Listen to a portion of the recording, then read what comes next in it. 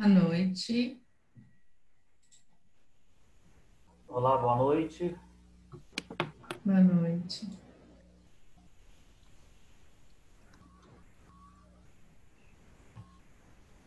Boa noite, professor. Boa noite.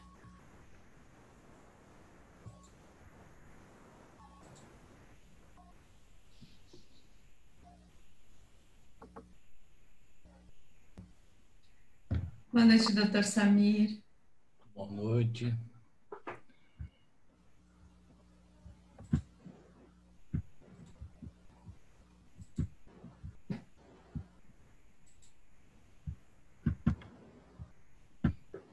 Bem-vindo. Vamos aguardar ah, uns 10 minutinhos aqui para as pessoas entrarem. E sejam todos muito bem-vindos. Uma honra aqui receber o doutor Samir. Já iniciaremos a nossa webinar. Eu devo estar com algum problema na câmera. Vou pedir para você iniciar seu vídeo. Vamos ver se você recebe um convite. Enviei um convite.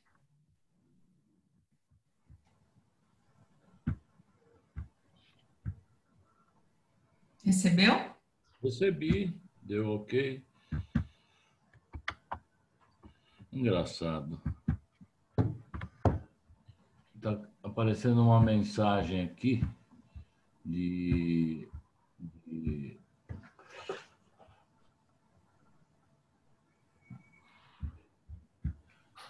Deixa eu chamar um universitário aqui. Ah, já. Um minuto. Uhum.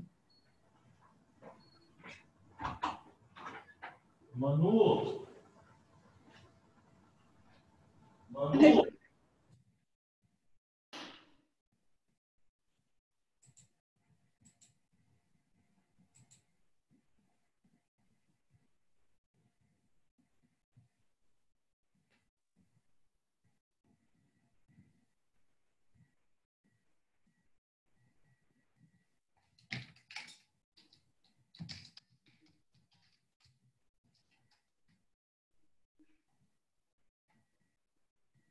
Boa noite a todos, sejam muito bem-vindos.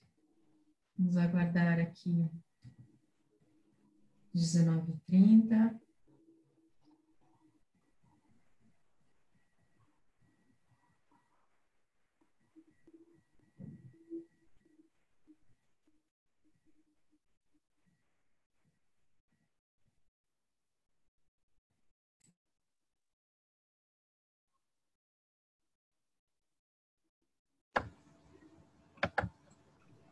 Mais falaram sobre as situações, sobre os valores.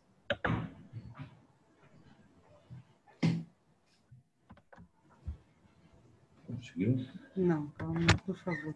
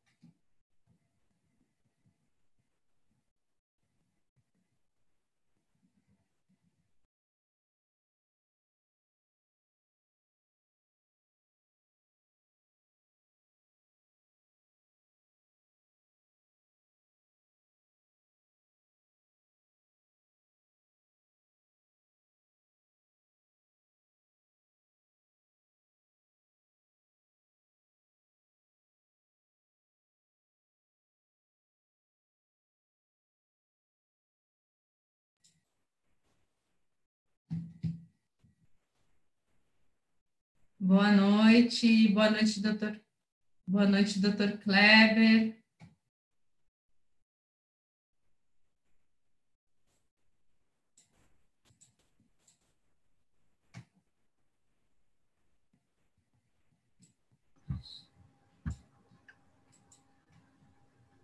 Ah, sim. Muito bom.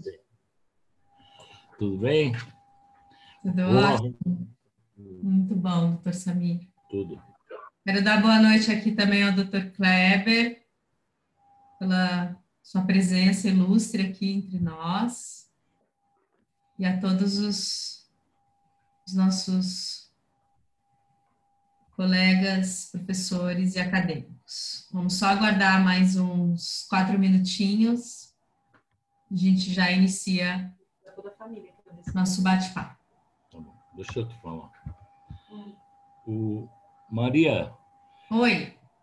para eu colocar minha apresentação. É só compartilhar a tela. Aqui.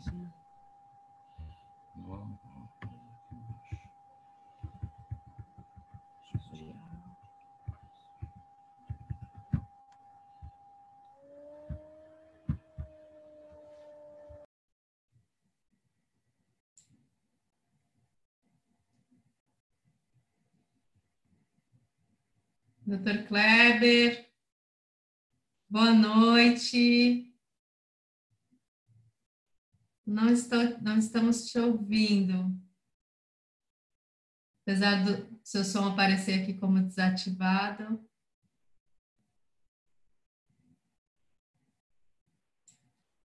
Não estamos te ouvindo, estamos apenas te vendo.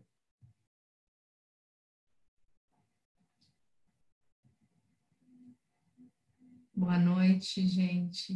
Boa noite, Laura. Boa noite, Isabela, Maria, todos. Vamos só aguardar mais um pouquinho.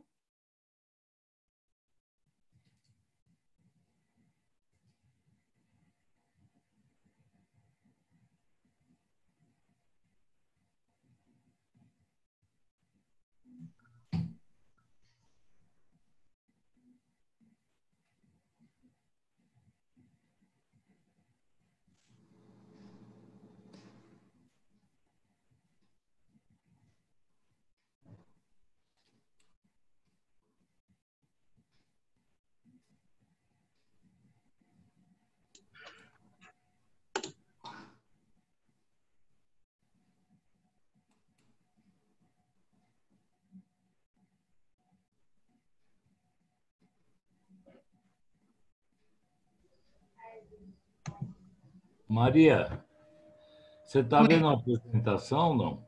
Sim, Aí, ótimo. tá perfeito. Só faz o teste para passar o slide. E volta. Aqui, ó.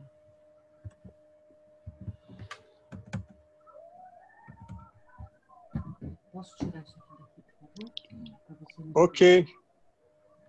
Ah, agora sim, doutor Kleber.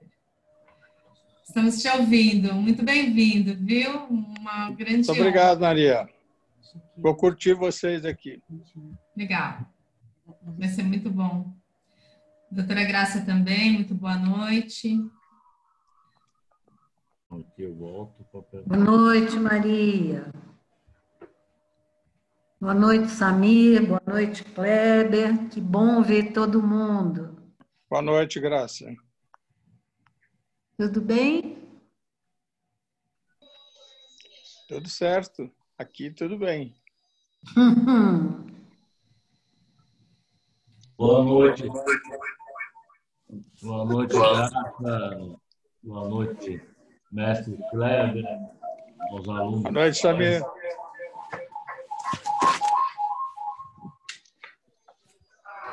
Bom, eu vou fazer uma das boas-vindas aqui. Eu sou a Maria Vilela, né? Sou professora de Psicologia Médica da Faculdade de Medicina aqui de Itajubá e coordeno o NAP, que é o Núcleo de Apoio Psicopedagógico. E nós temos um projeto de extensão pelo NAP que chama Minuto NAP. E uma das ações do Minuto NAP é o projeto Rumos, Bate-Papo com o Futuro. Estamos agora no nosso segundo webinar do projeto Rumos.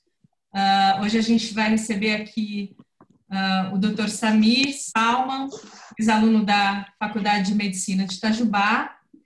E para apresentar e fazer a mediação do nosso debate, eu vou convidar aqui a acadêmica do quarto ano, Mariana Cipulo, que é membro e coordenadora desse projeto de extensão também, vai fazer a apresentação do Dr. Samir antes dele iniciar a sua apresentação.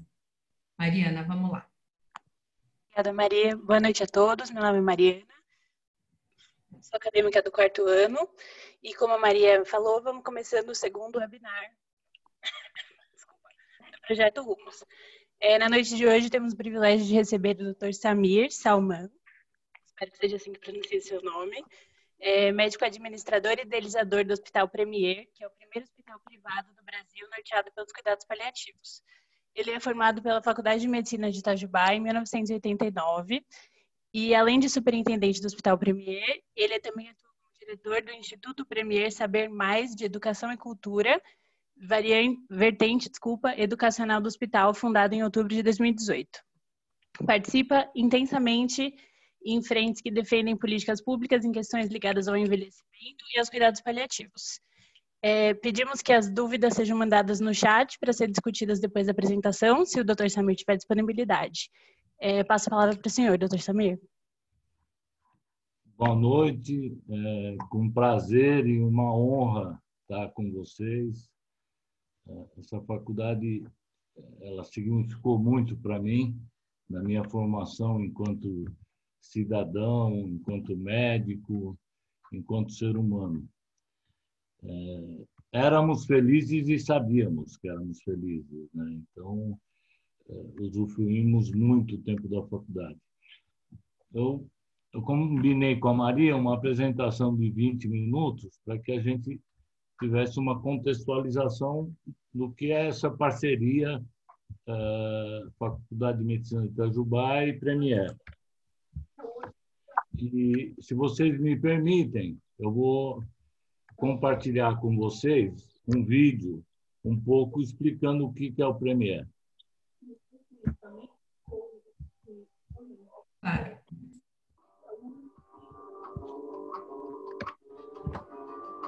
Inaugurado em 2004, o Premier é um hospital especializado na reabilitação, em cuidados prolongados e em cuidados paliativos.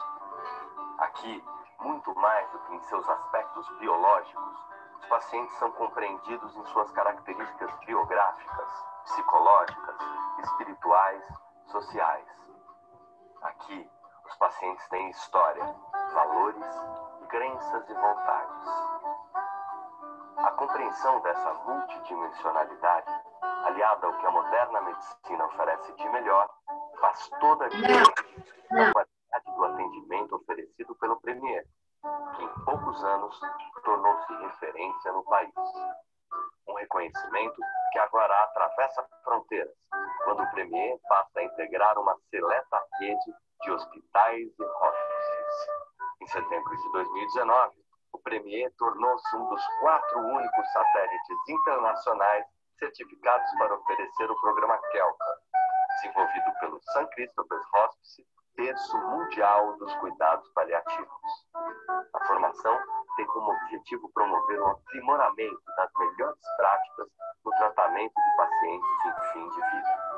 O Premier é a primeira instituição satélite KELCA no Brasil, a primeira em todo o hemisfério sul. E agora se prepara para compartilhar com instituições públicas e privadas esses conhecimentos e práticas, de modo a aperfeiçoar os cuidados paliativos no Brasil e além de suas fronteiras. Porém, nada disso seria possível sem a participação e empenho de cada um dos profissionais que fazem parte do dia a dia do Premier. O Premier é cada uma delas e deles. O Premier somos todos nós.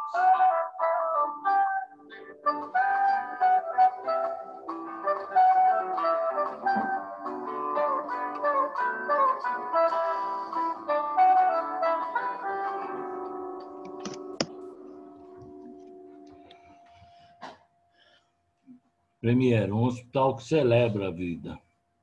E são 16 anos de existência, né? Nós fundamos o hospital em 2004 e chegamos, depois desse tempo todo de exercício, e hoje, para nossa satisfação e honra, somos considerados um hospital referência. E tentamos conduzir isso com o máximo de responsabilidade para sempre estar apontando caminhos para o sistema de saúde brasileiro. Eu li essa frase que está na tela, o futuro tem um coração antigo. E quando eu li isso, eu era jovem, e não que eu deixei de ser jovem, mas o sentido dela, para mim, ficou uma incógnita. E hoje, já com 60 anos, tendo um futuro menor que o meu passado, eu começo a perceber que muito do que eu sou, eu devo a essa faculdade. Eu devo à minha geração de colegas, devo à minha geração de professores, e devo principalmente ao Kleber, ao Dr. Kleber, ao meu querido amigo Kleber, onde ele teve a paciência, na época, de nos educar e nos preparar para o futuro. Em 1986, vocês estão vendo essa imagem, houve um movimento na Faculdade de Medicina de Itajubá e, por incrível que pareça, uma faculdade no sul de Minas foi a primeira faculdade desse país a fazer uma votação para diretor. E eu lembro aqui que a ditadura militar, o regime militar, acabou em 1985. Nós estamos falando aí do segundo ano do Sarney. Então, o país vivia numa situação de regime militar e colocou para a gente, além do desafio só um minutinho aqui, de conviver com os problemas do país. Então, nós tivemos, eu e meus companheiros da época, aqui estou eu, jovenzinho, e estendendo a bandeira para que a gente votasse para diretor. O Kleber foi eleito pelo corpo docente, discente e dos funcionários com mais de 90% de votação, da votação, né? E acabou, esse movimento ajudou a criar um clima para que ele assumisse a diretoria. Na época, nós tivemos que compor, ele acabou ficando diretor da faculdade e o doutor Ítalo, diretor do hospital. Mas, na sequência,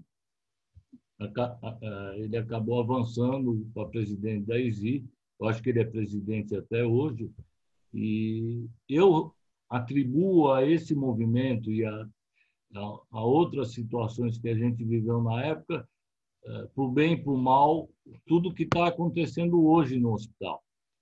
Eu não consigo imaginar, se a gente não tivesse feito o movimento, o que seria do hospital hoje, o que seria da faculdade. Aqui, vocês podem observar, aqui foi a minha geração de colegas, eu estou aqui nessa foto, e depois de mim, o Eduardo Gomes Figueiredo foi o presidente, depois o Josino e depois o Esper Calais, que hoje é um professor titular de infectologia da USP. E uma outra coisa que eu fiquei pensando esses dias, no que eu queria falar com vocês, foi o ano que passou o cometa Halley. Foi o ano que passou o cometa Halley. E eu não sei se a gente pode... Depois eu quero até ouvir o Kleber, se foi esse o motivo de tantas mudanças. E é evidente que o que nós vivemos na época serviu de base na construção do que somos hoje. Sonhar e poder realizar, ter tido a sorte de ter tido êxito naquilo que nós esperávamos e conquistamos com a faculdade, foi fundamental para que a gente, agora, no presente, sempre acreditar naquilo que a gente pode sonhar e pode realizar. Aqui está toda a turma que fazia parte na época, que são, eu não sei nem se essa foto ainda está presente aí, essa é a foto dos ex-presidentes do diretório acadêmico.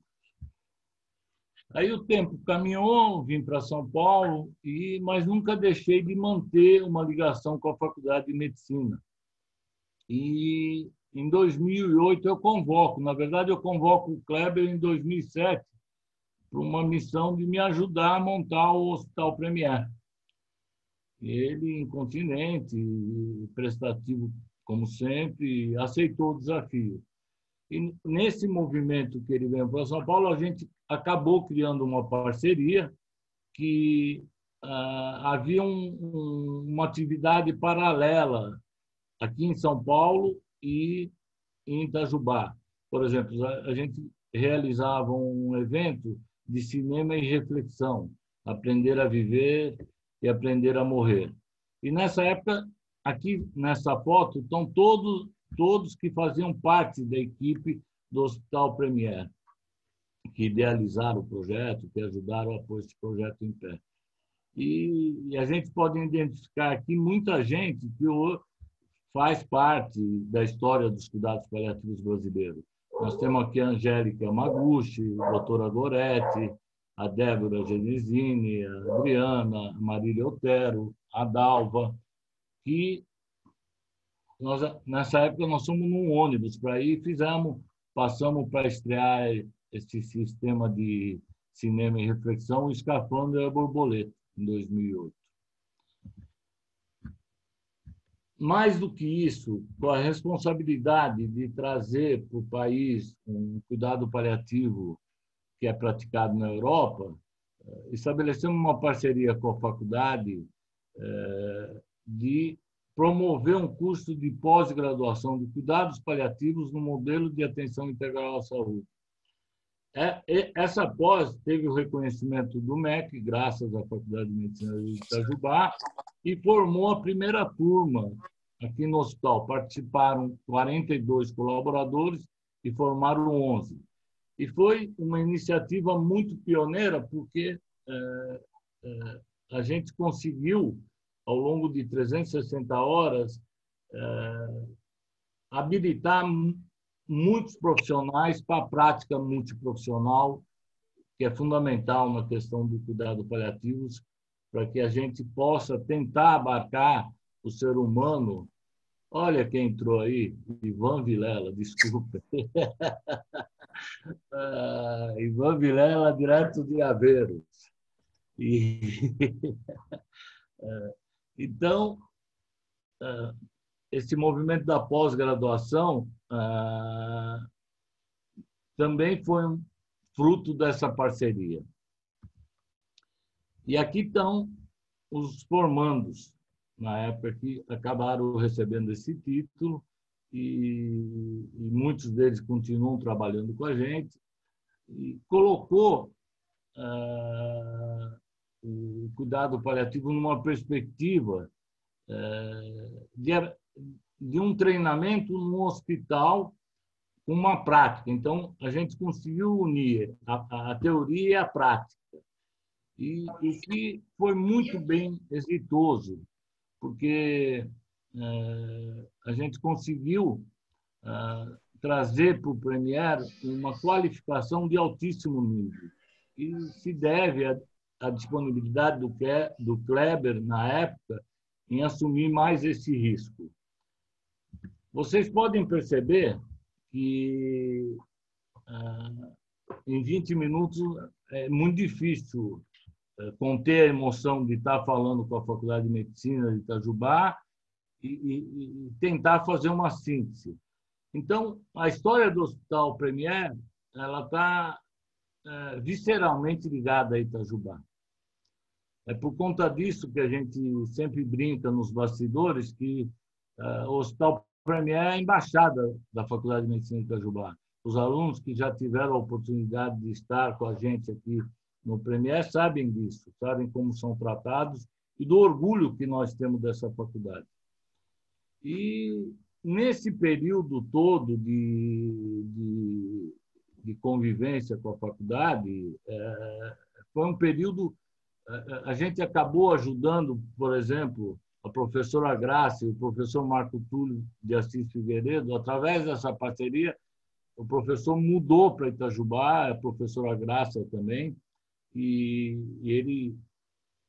a população de Itajubá teve o privilégio de ter a assistência do professor Marco Túlio de Assis Figueiredo e da professora Graça, e ele principalmente, que acabou atuando com mais de 80 anos, tirando os pacientes do hospital escola e levando eles para casa. E ele, na verdade, com certeza é o pioneiro e um ícone para todos nós, um exemplo de como foi o comportamento profissional dele ao longo da vida, né? E são muitas coisas que eu vou depois discutir com vocês no bate-papo. A última coisa que eu quero passar para vocês é um vídeo que foi um resultado de uma atitude que nós tomamos aqui no dia 25 de março, onde a gente acabou, por conta de risco altíssimo dos nossos pacientes e risco também dos funcionários, que andam, em média, 3 horas entre idas e vindas para trabalharem, nós propusemos para os funcionários, que são em torno de 220, uma quarentena solidária que objetivava ninguém entrava e ninguém saía, no sentido de montar uma bolha no Hospital Premier para proteger a vida dos pacientes, dos funcionários e as nossas próprias vidas. Nós conduzimos essa quarentena do dia 25 de março até o dia 2 de julho, completando 100 dias de quarentena. E hoje, depois do dia 2 de julho até hoje, a gente flexibilizou a quarentena, mas não abriu para o público. E mantemos um sistema rigorosíssimo de controle de entrada e saída. O que eu posso falar dessa história toda é que nós não tivemos um caso de Covid dentro do Hospital Premier, e que acaba nos compensando por todo o esforço que nós fizemos e nos deixa muito orgulhosos e felizes com esse resultado. A vida humana, ela não pode ser precificada. A vida humana, ela não pode ter valor utilitário. A vida humana, ela, independente do estado clínico do paciente, ela tem que ser preservada com toda a nossa capacidade de atuação técnica e de cidadania. Então, diante de uma pandemia, diante de um vírus que não tem cura, não tem vacina, e a única coisa que funcionava de verdade é a questão de isolamento social. E nós radicalizamos no sentido de proteger os pacientes, por conta que são um hospital geriátrico e a média de idade é 72 anos do hospital, dos pacientes que lá estão, e todos com muitas comorbidades. Imaginávamos que, se o vírus entrasse no Premier, seria uma devassa, seria uma catástrofe. E as notícias que chegavam para a gente em março eram desesperadoras, né? Eu vou terminar minha fala apresentando um vídeo que foi o resultado dessa ação e depois eu vou abrir para a gente bater um papo.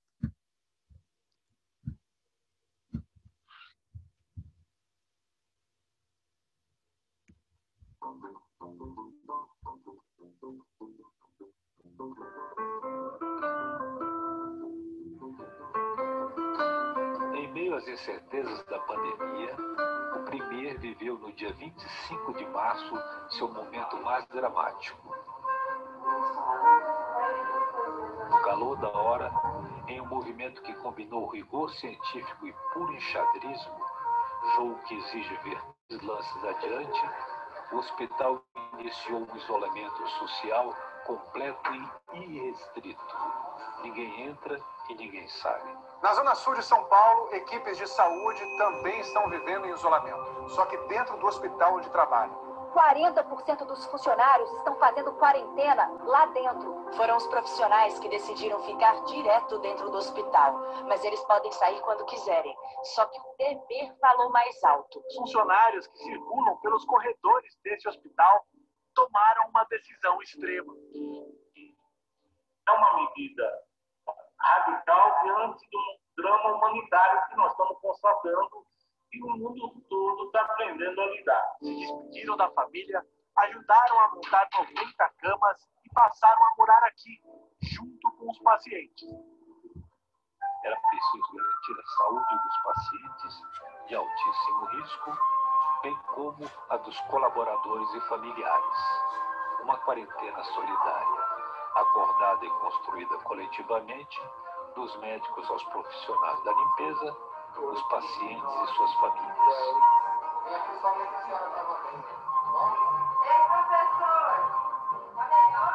De repente, o mundo ficou do lado de fora e o premier virou a casa de todos. Um pequeno mundo onde o coronavírus jamais conseguiu entrar.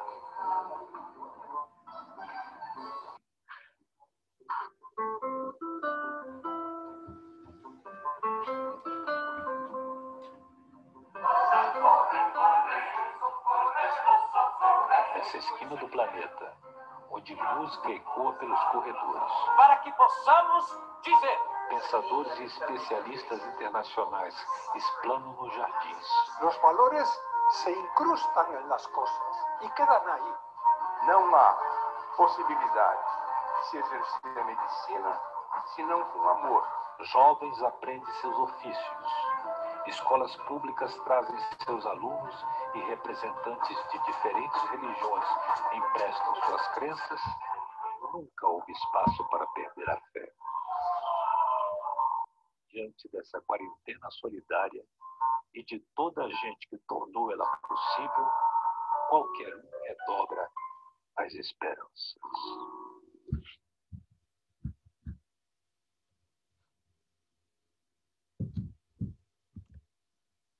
É isso aí. Estou à disposição. Antes das perguntas... Desculpa, Maria, desculpa. Não, pode falar. Antes das perguntas, eu queria chamar a acadêmica Gabriela, também participante do NAP, para contar um pouco sobre a minha experiência dela no Premier em 2017. Olá, boa noite. Vocês estão me ouvindo bem? Sim. Samir, se você puder interromper o compartilhamento de tela. Joia, obrigada. A gente escreveu um relato, então, como a Mariana falou. A gente esteve presente no Premier em 2017, então, no nosso primeiro ano. E a gente escreveu, então vou ler. Premier é casa, melhor, é lar. É música na entrada, terraço com flores, é nome escrito na porta de cada vida que passou ali. É parede colorida. É um espaço de conforto e amor no meio da dor. É diálogo entre profissionais de diferentes áreas com o mesmo objetivo, cuidar. A experiência de passar uma semana imersa no Premier nos traz à tona a vontade de que aquela fosse a medicina da nossa realidade cotidiana. Ali, a saúde é tratada da maneira como ela é, multifacetada. Nada fica de fora. Saúde mental, nutricional, física e espiritual, do paciente e da sua família. Ao longo da semana em que vivemos essa experiência, acompanhamos diferentes profissionais em suas rotinas. Médicos, terapeutas ocupacionais, fisioterapeutas, psicólogos, estomaterapeutas, alguns deles cujas funções a gente até desconhecia. Além disso, tínhamos a tarefa de conhecer um paciente e apresentá-lo ao final da semana para nossos colegas. Mas não era para ser um relato de caso. Deveríamos conhecer a pessoa e falar sobre ela, lembrando que todos aqueles pacientes são muito mais do que a condição do que os trouxe ao hospital. Fizemos esse estágio no nosso primeiro ano da faculdade com pouco conhecimento, mas com muita vontade de absorver tudo.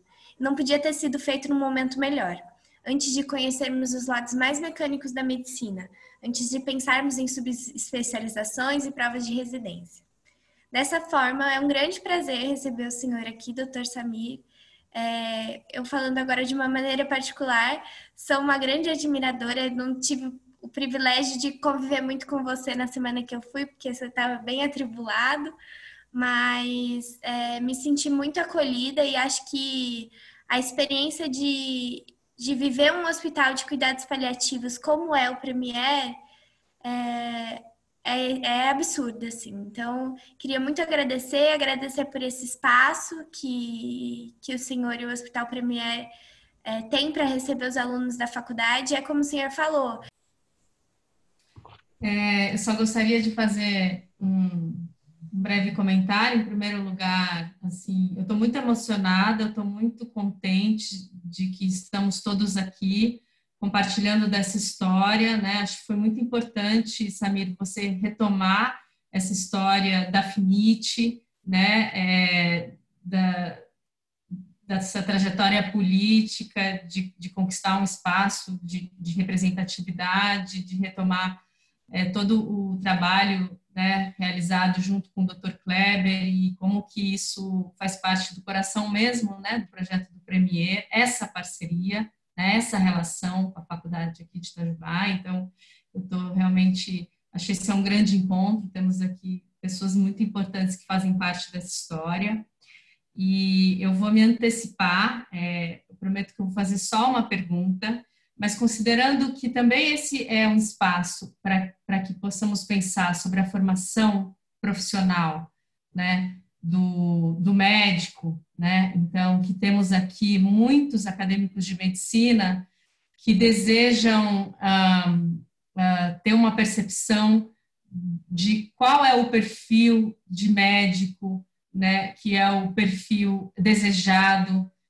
dentro das instituições.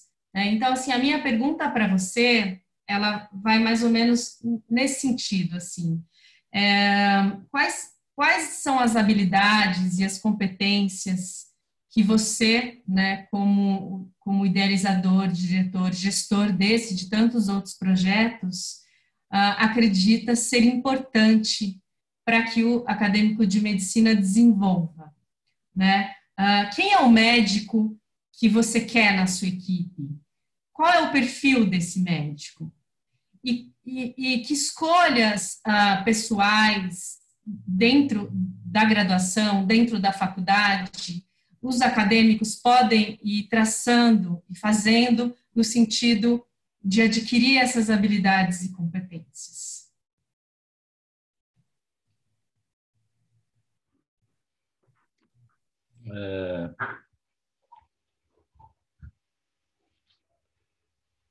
É fundamental a formação técnica, né? Nós estamos falando de uma profissão que o conhecimento ele é imprescindível. E um conhecimento esmerado, uma dedicação, alguém que se propõe cuidar do outro tem que ter essa responsabilidade para que no ato do exercício não haja dúvidas. Você está fazendo o melhor pelo paciente. E eu entendo que as faculdades de medicina deveriam exercer um papel. Hoje, o sistema de saúde brasileiro ele é dividido no SUS, que atende 75% da população brasileira, e no privado, que atende 25%. Em números grosseiros, nós estamos falando de um sistema que atende 150 milhões de pessoas, que é o SUS, e o sistema da saúde suplementar atende 50 milhões de pessoas. E eu imagino, eu falo por mim, da minha experiência, na época, os colegas, nós nunca falávamos em trabalhar no SUS. Na época, nós tínhamos uma realidade, o desejo, a ambição das pessoas que estão estudando e se formando é ter uma estabilidade financeira, é buscar o melhor financeiramente falando. Isso implica em muita frustração no exercício médico, porque a frustração está entre você ter uma expectativa muito alta do que vai ser sua vida e quando você vai para a realidade profissional, você se depara com uma outra realidade. Hoje, um médico, para ter um salário razoável, ele tem que dar plantão em não sei quantos lugares, uma vida que... E eu parto do princípio que se a pessoa não está bem cuidada, ela não vai cuidar do outro. É elementar assim. Então, essa ideia, por exemplo, de imaginar que é possível ter uma estabilidade ou ganhar dinheiro. Então, eu acho que, por princípio, eu busco um médico que quer ter uma estabilidade financeira, mas que quer ter um projeto além disso, que ele quer ter um atendimento longitudinal, que ele quer fazer diferença na vida das pessoas. E tem que ter também um ego arrefecido. Olha quem chega aí. Quer dizer, quando você fala em atuar hoje na medicina e não leva em conta os outros profissionais que estão envolvidos no saber médico e ainda quer exercer uma medicina hipocrática, uma medicina centrada no médico, esse médico está fora da realidade. Hoje, a gente só pode atuar em equipe de verdade, usufruindo dos saberes da fisioterapia, da enfermagem, da fonoaudiologia, da assistente social, da terapeuta ocupacional. E aí você tem o que eu vejo dos médicos formados na Unifesp, na USP e em outros lugares que procuram a gente para trabalhar, que eles têm uma formação técnica excelente e uma inteligência emocional zero. Não sabem dialogar com a equipe, não colocam o paciente como protagonista, às vezes o protocolo é que manda. Quer dizer, então, olhando da maneira, do meu ponto de vista, e olhando para a medicina, e entendendo o ser humano não só como um ser biológico, ele não é só um ser constituído de órgãos, ele é um ser espiritual, ele é um ser social, ele é um ser filosófico. Então, onde é ensinado isso? Então, as pessoas chegam para uma prática assimétrica. Ele se acha no direito de saber o que é melhor para o paciente do que o próprio paciente. Então, você tem, nesse encontro da formação dos médicos jovens com a população, muita falta de comunicação, muito ruído. Eu fazia um exercício com alguns médicos que trabalhavam no Premier. Nós tivemos uma atividade de home care, de atendimento domiciliar. E, às vezes, o geriatra ia explicar para o paciente que já estava com uma certa demência, e a cuidadora dele, uma senhora. E aí ela colocava tudo o que tinha que ser feito. Aí eu perguntava, mas será que eles entenderam o que você falou? Porque é isso, quando a gente está se comunicando, eu me lembro de uma pesquisa que foi feita numa universidade do Paraná, pública, pesquisaram junto aos pacientes quem era o profissional que eles mais confiavam no hospital. Eu dou uma viagem a Paris, quem adivinhar? Pode liberar aí, Maria. Alguém sabe quem foi o profissional que foi mais votado que os pacientes confiavam? Podem escrever no chat ou falar. Enfermeiro? Quem? Enfermeiro? Enfermeiro. Quem mais? Agente comunitário? Agente comunitário. Quem mais? O Toninho da Pia. Psicólogo veio aqui no chat. Quem mais? Profissional da limpeza. Ivan Vilela. Ganhei viagem para Paris. Você está em Portugal, está mais barato. Isso, eu vou de trem, pronto. Exatamente. O que chama atenção quando os pacientes de um hospital público acadêmico escolhem o profissional de limpeza. Chama a atenção que, depois daquela visita do professor com seus alunos, entra o faxineiro. E aí, Zé, como é que tá? Olha, não entendi nada do que o professor falou, mas pela cara acho que não tá bom. Então, é uma interpretação de faces, não é uma coisa onde as pessoas são atendidas. E quando há uma relação assimétrica dessa, quem compreende mais, quem tem uma capacidade cognitiva maior, um maior repertório, tem a responsabilidade e obrigação de se fazer entender. Porque não é possível. E eu entendo que a população brasileira ela tem muita dificuldade, a grande parte da população, em entender. E aí é um jogo de cena. Então, respondendo à tua pergunta, o que eu espero do médico? Eu espero do médico um comprometimento com o cuidado. O cuidado, ele é uma prática não só para o paciente. Eu não aceito um médico que trabalha com uma equipe 1, 2 anos e não sabe o nome da enfermeira, não sabe o nome da faxineira, não sabe... Você sabe que essa quarentena solidária que eu passei o vídeo aí para vocês, nós ficamos em 94 pessoas. E eu te digo que as pessoas da limpeza, da copa, da manutenção, foram as pessoas que mais doaram. É uma incógnita, as pessoas que têm menos. E aí você percebe que é muito fácil de ver um local, se ele pratica o cuidado genuíno, nessas relações. Quer dizer, você fala que faz cuidado paliativo e vai e distrata a menina, não olha para a menina da limpeza ou trata ela como... Você imagina um hospital sem as meninas da limpeza? Meio-dia, não precisa ser um dia inteiro. Sem médico, se o paciente estiver bem, ele pode até ficar, se está todo mundo bem. Agora, então, nós precisamos... esse olhar... o que eu tenho a ver com estudo, camaradas? Tem tudo a ver com tudo o que acontece no teu entorno. Eu tenho médicos formados, professores, que não sabem o que é o sistema de saúde brasileiro.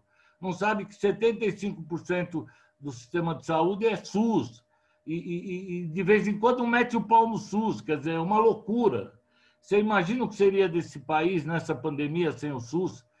Basta ver o que o Hospital Escola representa para Itajubá e para a região. Uma época eu estudei, é mais de 500 mil pessoas, depois o Kleber pode falar. E o Hospital de Itajubá foi o primeiro hospital do mundo, com menos de 100 mil habitantes, a fazer um transplante de coração. Isso é para resumir tudo o que esse hospital é, na condução desse cidadão, do qual eu sou escudeiro há alguns anos, mas eu tenho castigado ele, fazendo ele trabalhar mais do que eu trabalhei para ele. Foi a vingança. Então é isso. É absurdamente paradoxal você pedir para o humano ser humano. Quer dizer, fica uma coisa... Para mim, então é isso. Obrigada, doutor Samir. Só um minutinho, Maria. Eu gostaria de falar, durante essa experiência, eu queria agradecer o projeto Arte do Cuidar, que foi quem possibilitou e possibilita a todos os alunos da FIMIT que façam esse estágio no Hospital Premier. Eu fiz parte durante 2 anos do projeto Arte do Cuidar e foi uma experiência muito especial. É um projeto de anos que estava na faculdade antes mesmo de eu chegar. Então, queria agradecer a doutora Graça, a todos os membros que estão aqui do projeto Arte do Cuidar. Obrigada, Gabriela. Samir, boa noite. Boa noite. Eu, primeiro, fico muito feliz em ver você. Você continua bonitão, como sempre foi.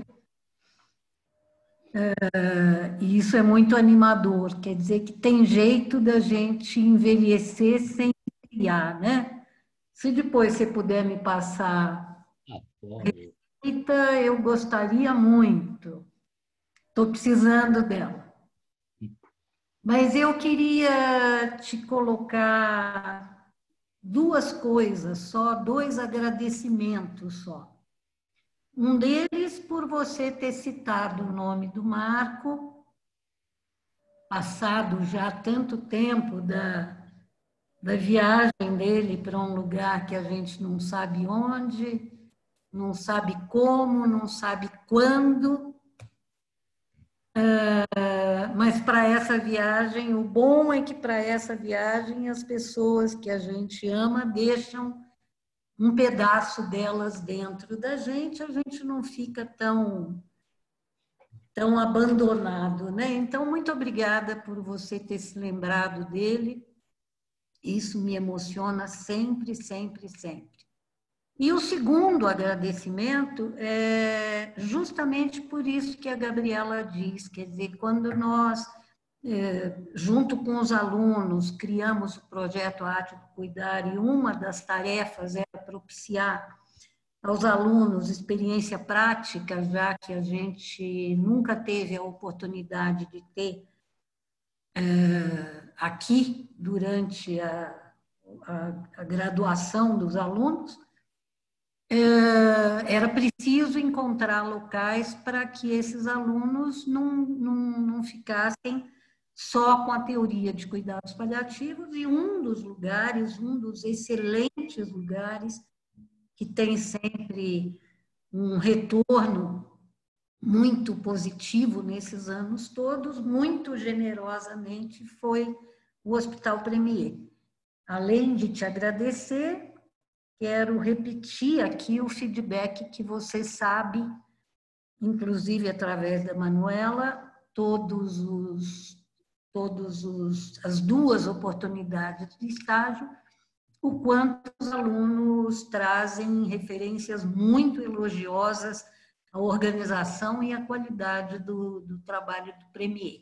Essa é a minha gratidão, que ainda vai se estender por muitos anos, porque logo que o Brasil volte àquilo que a gente não sabe o que vai ser, que estão chamando de novo normal, lá vamos nós outra vez bater a porta do Premier para que você, de novo, forme os nossos alunos na prática. Obrigada, tá? Muitíssimo obrigada. Sou eu que agradeço, e você sabe que o professor Marco Túlio, ele ganhou o primeiro Averroes, né? Um prêmio dedicado a pioneiros e compartilhadores.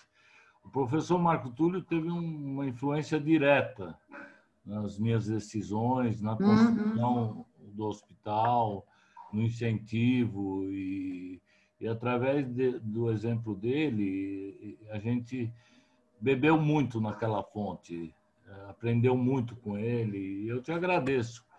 E sei que a gente teve uma influência de levar você de volta a casa, né, ao sul de Minas, né? Eu sei que você é de... Pois é, coisa esquisita isso, né? É verdade. E eu sei que o professor passou anos muito felizes aí, junto com você, com o Kleber, com todo mundo, e dizer que é isso, né? O futuro tem um coração antigo, quer dizer, a ideia, complementando a pergunta da Maria Vilela, eu digo aos alunos que não se intimidem com símbolos e signos de outras faculdades. Nós temos inúmeros exemplos de gente formada em Itajubá e muito bem colocada na medicina do Brasil e do mundo. Então, não se diminuam diante de nada, sabe? Eu acho que a vantagem que eles não têm um Bar da Maria, nem o Albatroz. Então, vocês já estão na frente. Eles moram aqui, eu tenho os alunos aqui da USP, é uma vida desgraçada. Então, é só vocês terem um pouco de disciplina, estudar e curtir, que dá tudo certo. No final, dá tudo certo. A ideia é Eu queria saudar aqui a doutora Elzira Vilela, que eu estou vendo, e querida amiga médica e uma companheira de muitos anos também.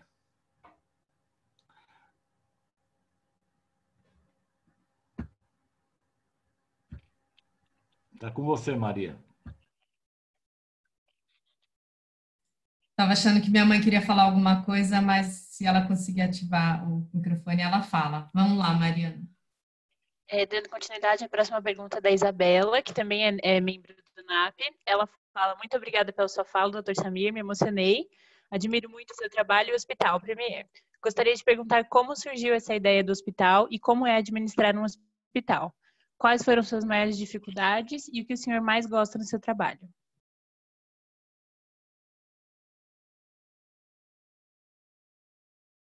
Doutor Samir, o senhor está sem áudio. Seu microfone está desligado. Agora, voltou? Agora sim. A ideia nasceu de uma inquietação de não tratar o ser humano como se ele tivesse um depósito. E essa inquietação, junto à felicidade de conhecer o professor Marco Túlio de Assis Figueiredo, em 2005, me colocou de frente com aquilo que eu queria ser quando crescer, entendeu? Eu falei, é isso que eu quero fazer. Então, nasceu a ideia e havia inquietação. E, segundo o Kleber, eu tenho uma certa megalomania incorrigível, né? Eu sempre penso lá para frente e de maneira grande. Ele não conseguiu me tratar, ele me deu Ritalina, tentou me tratar, mas eu sou um dos casos de maior frustração dele, eu acho, né? Porque ele tentava me fazer sentar no divã, nunca conseguiu, mas vamos deixar isso para lá, depois a gente conversa. A ideia do hospital nasceu do home care. A gente tinha um home care e começamos a ver como é que os pacientes eram tratados quando eles iam para o hospital. É uma experiência...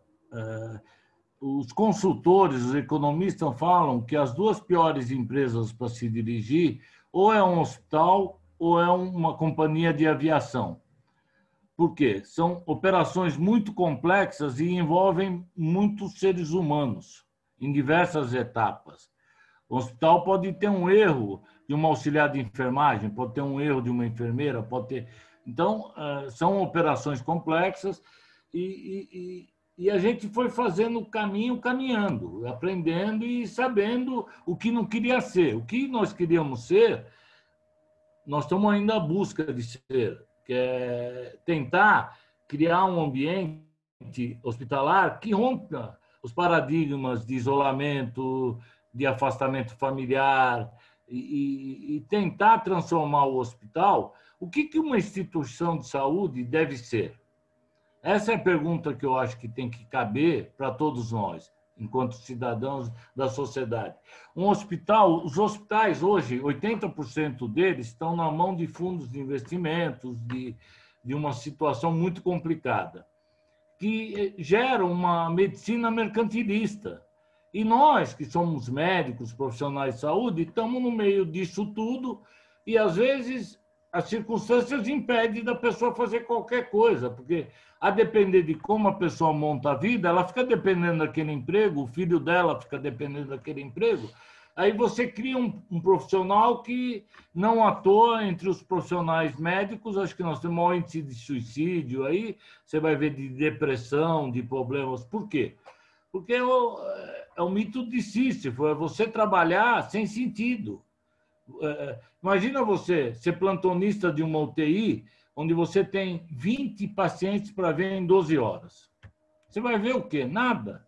Absolutamente nada.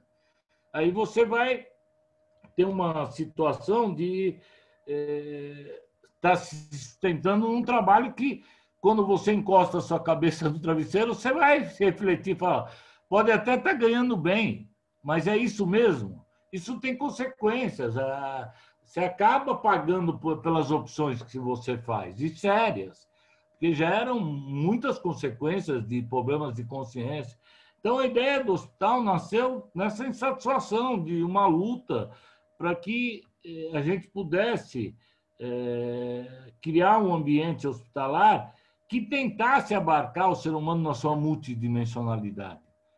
Porque imaginem vocês o que é uma equipe multiprofissional. Não basta ter a foto de cada componente de uma profissão. Você imagina que uma equipe como essa interagindo e para que esse vetor seja benéfico para o paciente, o quanto é complicado isso?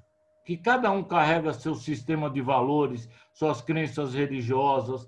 E isso, quando você vai para a prática, como é que você faz isso? Como é que você consegue atender alguém onde você tem médicos, por exemplo, a gente trabalhou com médicos, ele era evangélico e o paciente estava morrendo, ele queria que o paciente aceitasse Jesus. Como é que é isso? Como é que você, enquanto profissional de saúde que optou em cuidar das pessoas, vai fazer julgamentos do que é certo e errado no âmbito pessoal da pessoa, no âmbito religioso? Então, quer dizer que nós temos que pegar os ateus e arremessar eles no rio?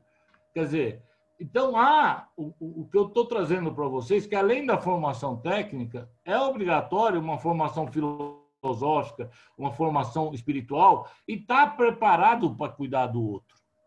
Estar preparado, eu estou preparado. Agora, se eu quero ser um gerente, um cumpridor de protocolo, é outro papo. Aí não é isso que nós estamos falando.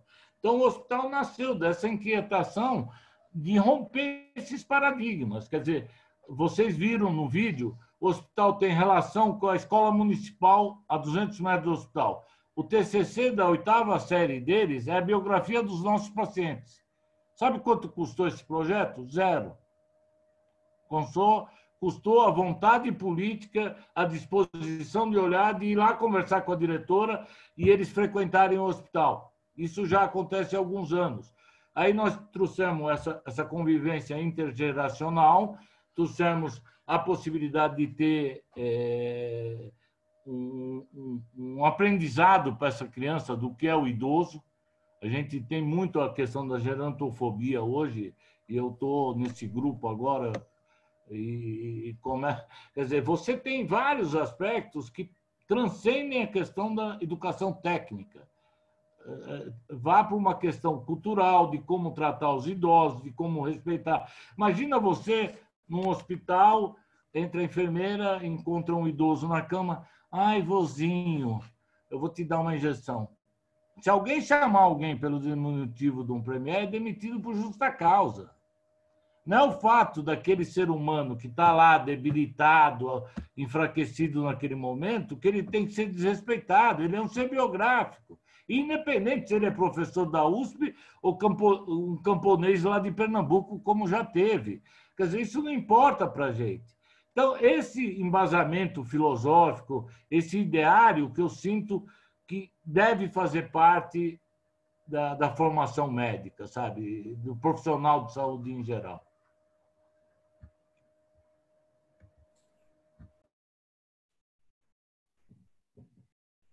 Alguém gostaria de fazer alguma pergunta? Mas, senão, eu também tenho uma pergunta aqui. Eu vou fazer, então, uma pergunta, e se alguém quiser, pode se inscrever pelo chat, ou levantar a mão, assim. Em relação ao momento atual, doutor Samir, da pandemia, do Covid, né?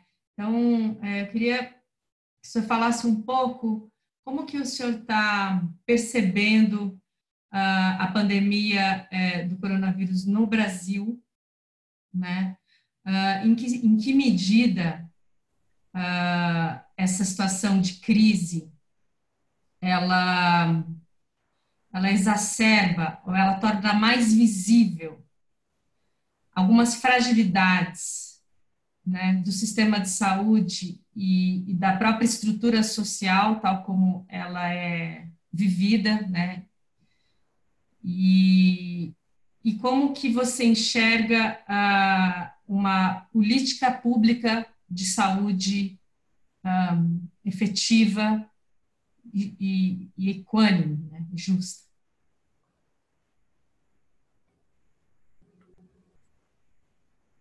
O seu microfone está fechado. Fato é que a gente vive num país com uma desigualdade social abissal, né? É uma coisa complicada. Eu acho que o fortalecimento do sistema de saúde teria que passar pelas UBSs e pela saúde primária, pela atenção primária. E passaria também por um plano de carreira no maior sistema de saúde do mundo. O SUS é o maior sistema de saúde do mundo. É uma das situações das quais nós deveríamos ter muito orgulho. Então, é incutido nas pessoas, não gratuitamente, a desvalorização do SUS permanente. Então, para você responder a tua pergunta, o instrumento de ação seria o SUS, o fortalecimento, muito antes de reclamar da falta de recursos, que é um fato também, é ter efetividade. Não é o sujeito se candidatar para trabalhar como médico de família e não ir, não se comprometer com aquela comunidade. Então, o modelo existe, a estrutura existe, só que ela não é aplicada. Então, as pessoas usam.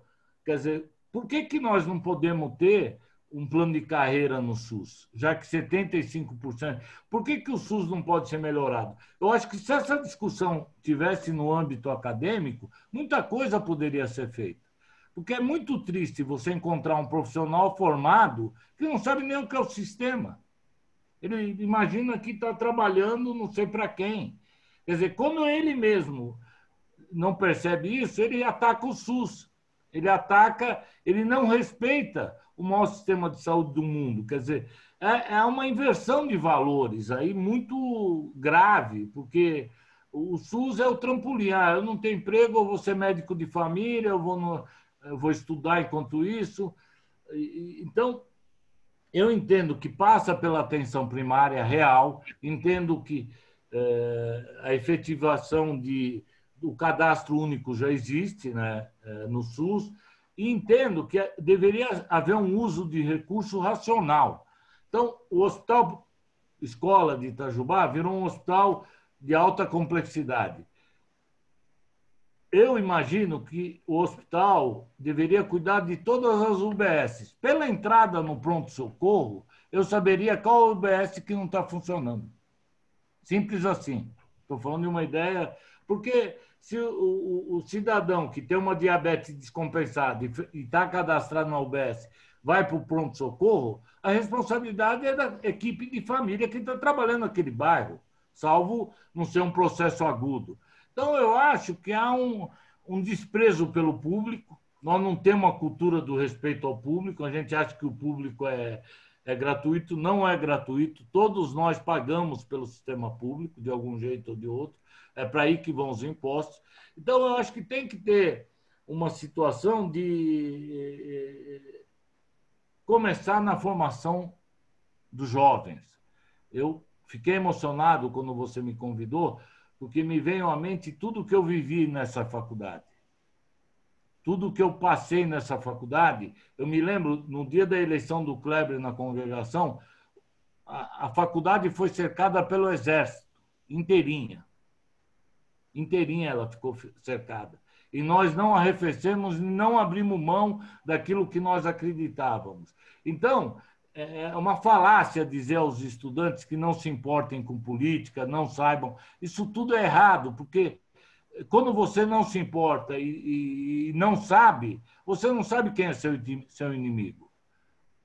Quando hoje, na saúde suplementar, onde o Hospital Premier está inserido, 62% do dinheiro que circula nesse sistema vai para máquinas, medicamentos, insumos. 19% vai para o RH. Quer dizer, só esse dado nos ensina o quanto é desigual, porque o pessoal das empresas fazem lobby, pressionam, criam um mecanismo, ditam regras dentro de hospitais, no sentido de uso disso ou daquilo. Há uma situação muito grave nesse sentido. Aí o fisioterapeuta ganha mal, o médico ganha mal. Com quem eles reclamam? Quer dizer, aí você não tem noção política de luta, que você deve fazer esse exercício durante a faculdade. Aprender o que são as coisas. Eu lembro quando a gente foi para o MEC em Brasília, o pessoal dizia o seguinte: mas quem são vocês para proporem a eleição direta para diretor? Nós somos de Itajubá. Prazer, e propusemos e bancamos. Ao ponto de nós termos fundado uma associação de todas as faculdades de medicina de Minas à época e ter viajado Minas inteiro para exportar a revolução. Não satisfeitos de ter derrubado toda uma casta de médicos que estavam aí, que não vem ao caso, a gente um dia podia fazer uma discussão só sobre esse tempo. A própria UFMG bancou a nossa viagem para ir lá para explicar como é que foi feita as coisas. Então, o que eu digo aos alunos daí de Itajoá, não se intimidem, estudem e se preparem. E tenham esse olhar que é necessário de entender. A pessoa não entender o próprio sistema no qual ela está empregada, aí fica muito difícil de você discutir. Você tem situações no SUS onde os caras falsificaram a digital. Quer dizer, como é que é isso? E aí você tem, no sistema de saúde público, de um lado os profissionais de saúde, do outro lado a população. E há um clima de tensão absoluto. E todo mundo tem razão. Os médicos têm razão, que estão trabalhando sem condições, né? E a população tem razão, que não é atendida. Quer dizer, e quem gerencia isso? Os verdadeiros culpados por tudo isso não aparecem na cena. Eu lembro, eu era interno de Itajubá e a gente fez lá no Hospital Municipal do Tatuapé. E trabalhando na cirurgia, fiquei de plantão uma noite, das 19 horas às 7 da manhã. E teve um acidente de trem na cidade de São Paulo, enfim. Trabalhamos a noite toda. Aí eu fui para a sala de descanso dos médicos e tinha uma porta e sento numa cadeira e durmo, porque tinha passado 11 horas em pé. Aí passa um transeunte lá, um cidadão, mas como esses médicos são vagabundos, eu falei, meu Deus, o que é isso? Onde nós vamos... Quer dizer, mas... percebe que a solução não vai vir desse povo, vai vir de nós, que teoricamente temos mais repertório, mais capacidade cognitiva para elaborar algum plano de saída. Agora eu vou lá espancar o sujeito, ou aquelas brincadeiras idiotas, o cara que tem piti. Ninguém vai num pronto-socorro de madrugada porque tem piti. Algum problema ele tem. Não é prazeroso para ninguém. Então, tem algumas coisas que me surpreendem pela falta de sintonia com o país que vive, com a população que temos aqui, entendeu? Então, é importante que a gente conseguisse consolidar a atenção à família, fizesse uma medicina primária decente. Por que funciona na Inglaterra? Por que funciona em Canadá? Por que funciona em Cuba? Cuba, independente da opção ideológica, eu tive pessoalmente em Cuba, é surpreendente, é um país muito pobre. É um país muito pobre. Mas o que chama atenção lá? É um país com tão pouco recurso e faz coisas que são extraordinariamente notáveis. Basta dizer que eles têm o menor índice de mortalidade infantil das Américas. Menor, inclusive, do que os Estados Unidos. Tem o maior índice de longevidade. Quer dizer, no mínimo, tem que nos causar algum espanto. Não é uma guerra ideológica, maniqueísta. Tá certo? Se é de esquerda. Não tem nenhum papo. Eu estou falando de fatos médicos. Então, por que um povo tão pobre consegue ainda produzir atletas olímpicos? Agora, é evidente, você fala para mim, vai morar em Cuba? Eu não quero morar em Cuba, eu tenho toda a minha história aqui. Agora, eu convivi com os médicos cubanos na zona leste de São Paulo, eles eram adorados pela comunidade. Sabe por quê? O horário de trabalho deles era das 8 às 18, eles estavam lá das 8 às 18. É isso. Agora, não tem técnica, Agora, ridicularizar um povo que consegue esses indicadores para a sua população é desconhecer. Agora, a nossa taxa de mortalidade infantil voltou a subir, os idosos correm riscos imensos, porque há um pacto de instituições de saúde para idosos que são verdadeiros depósitos, ninguém fala nada, o CFM não fala nada, o CREMESP não fala nada, e a banda toca, e assim caminhamos. Então, eu penso muito na saúde primária, em síntese. Eu acho que a saúde primária, bem feita, ela poderia nos ajudar muito a usar bem os recursos que existem para a gente, entendeu? Fazer a pessoa ir para o hospital quando ela realmente necessitar. Então, é isso. Obrigada. Eu recebi uma pergunta reservada no chat, perguntando como o senhor acha que deve ser o percurso profissional de um médico que quer se especializar em cuidados paliativos.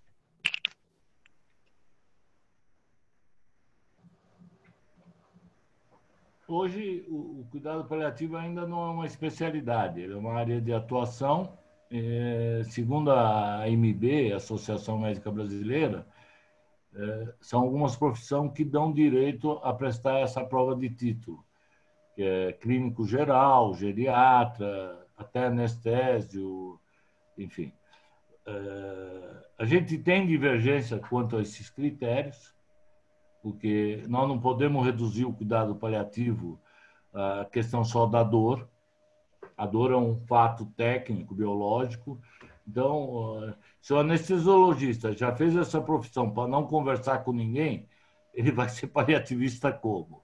Quer dizer, tem uma contradição muito séria. Eu acho que tem que se formar em clínica, em geriatria e eu não sei se psiquiatria tá. São algumas especialidades que te dão o direito de prestar a especialidade, o título de cuidados paliativos.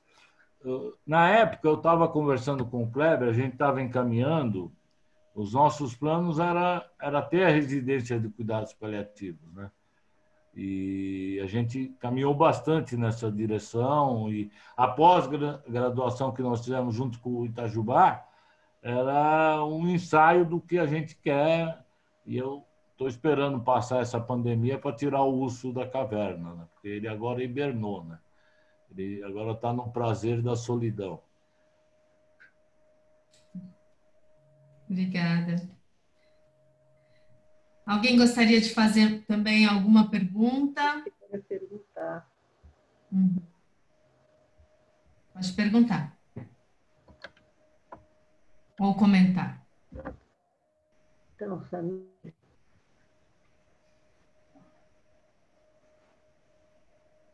não consigo perguntar. Pode falar, a gente está te ouvindo, só fala mais alto. Tá.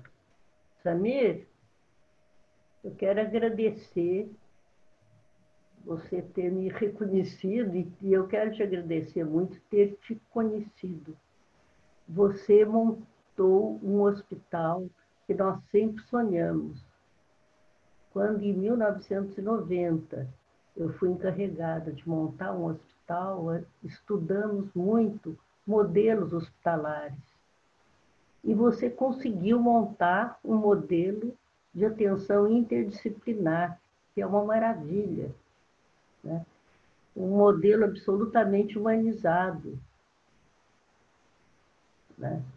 E eu queria te dar os parabéns, e eu comungo inteiramente com você que a principal questão está na atenção primária, que ela tem que se referenciar à secundária, à terciária, né? Que deve existir, inclusive, uma participação efetiva, né? No SUS deve existir uma participação efetiva da população, dos conselhos populares. E penso que você é um vitorioso, que você conseguiu aquilo que tem muitas pessoas, né, muitos, pelo menos, principalmente sanitaristas, que sonham com um hospital no modelo que você montou. Eu acredito que é um modelo que se adequa a hospitais gerais também, né? Porque o conceito dele que é diferente dos outros. Então é isso. Parabéns, parabéns, parabéns. Você vai me fazer chorar, Elzira. Obrigado. Obrigado. Muito, muito querida. Obrigado. Nós estamos nos encaminhando para o final da nossa webinar. Dr. Kleber, o senhor gostaria de falar alguma coisa, fazer algum comentário final? Tenho que falar, né, Maria? Opa. Depois de toda essa história e essa emoção revivida da nossa época, né? E eu e o Samir temos o costume, né, quando nós nos apresentamos, de um fazer agrados ao outro, sabe? Elogiar essa coisa toda. E duas coisas. Primeiro, é muito bom que o Samir tenha conservado a energia e o idealismo que ele apresentou na época. Nós tínhamos um sistema totalmente desintegrado. A mantenedora funcionava de um jeito, o hospital de outro jeito e a faculdade de outro jeito. E, nessa revolução, nós conseguimos uma integração que existe até hoje, que sempre existiu, e que promoveu o crescimento e a formação de alunos mais humanizados, mais aculturados, enfim.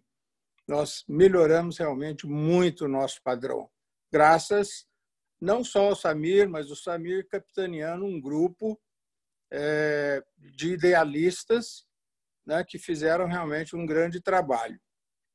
E, felizmente, eu não consegui tratar dele, porque se ele tivesse melhorado, ele não estava fazendo o que ele está fazendo hoje, né? O psiquiatra, às vezes, atrapalha bastante quando tira uma loucura boa, né? Uma loucura saudável, como é a do Samir, né? Samir é realmente um idealista, tem uma energia fantástica e está fazendo esse trabalho que todo mundo está conhecendo.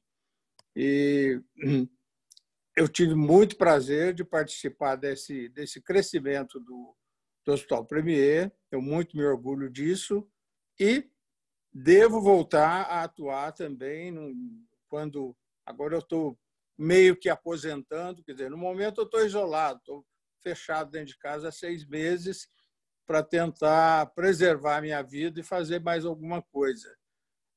Mas eu pretendo voltar ao Premier, viu, Samir? Guarda a minha vaga lá. Tá bom? E parabéns, Maria, por essa iniciativa, parabéns aos alunos. Alunos, cuidado com as palavras do Samir, que ele fica instigando vocês, depois vocês vão dar trabalho para a gente. Né? Estamos lá no Hospital As Ordens, realmente o nosso hospital hoje é um hospital de primeira grandeza e atende 80% de SUS. Então, nós continuamos fazendo o nosso trabalho básico. Parabéns a todos vocês, hein? Parabéns à faculdade, que é muito do coração. Muito, muito obrigada, Dr. Kleber, pela sua presença aqui, pelas suas palavras, pelas suas ações. Então, nós estamos aqui nos encaminhando para o final da nossa webinar. Mariana? Muito obrigada a todos pela presença. Gostaria de lembrar aos alunos que o formulário de presença está no chat. Por favor, completar para poder receber o certificado. Muito obrigada. Dr. Samir, muito, muito obrigada pela sua presença, pela sua apresentação, por você poder nos inspirar, compartilhar com a gente a sua trajetória, suas escolhas, seus ideais. Tenho certeza que a gente ficou realmente muito tocados e vai carregar essa chama de revolução com a gente. Eu te agradeço imensamente e o pouco que eu passei na minha apresentação,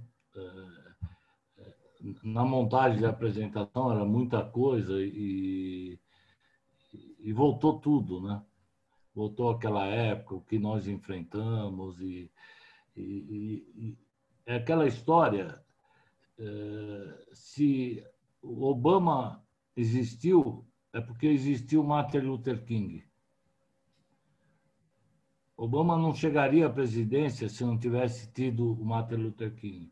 Então, por vezes, a gente luta e tem um pensamento lógico de querer ver o resultado. De repente, o resultado é estar trilhando o caminho. Nós, quando lutamos lá atrás, em Itajubá, na faculdade, para que o hospital... Então, qualquer notícia que chega de Itajubá, transplante de fígado, transplante de rim, quer dizer, a gente acompanha com orgulho e se sentindo pertencente a uma geração que ajudou a mudar uma história. Então, as histórias, elas são modificadas. Se há uma esperança nisso, eu acho que as pessoas... Essa pandemia ela tem causado um drama muito grande de uma sociedade totalmente individualista, não precisamos pensar coletivamente. Quer dizer, há um contrassenso aí nesse sentido, né? Não é cada um por si. Hoje, essa doença, essa pandemia, ela trouxe que a minha responsabilidade é com o outro, né? Então, aí a dificuldade dentro de outras. Agora, é muita emoção. Eu amo Itajubá e quem me conhece sabe disso. Os alunos que vêm para o hospital sabem disso e carrego com muito orgulho essa parte da minha história, porque eu não seria o que eu sou hoje se não fosse Itajubá, entendeu? E tudo que aconteceu em Itajubá foi uma experiência extraordinária para a minha vida. Obrigado, viu, Maria? Eu ganhei um presente, podendo falar, rever pessoas tão queridas, Kleber, Elzira, Graça, os alunos. E força, Itajubá. Muito obrigada, então. Muito obrigada a todos. Um abraço, doutor Samir, doutora Graça, aos professores Rogério, doutor Kleber, doutora Elzira, aos coordenadores. Parabéns pelo trabalho. Muito obrigada a todos. E para que vocês tenham um certificado de participação, vocês podem preencher esse formulário aqui enviado no bate-papo. Então, muito boa noite para todo mundo. Bom descanso. Obrigado. Até mais. E até a próxima. Tchau. Até. Tchau, tchau.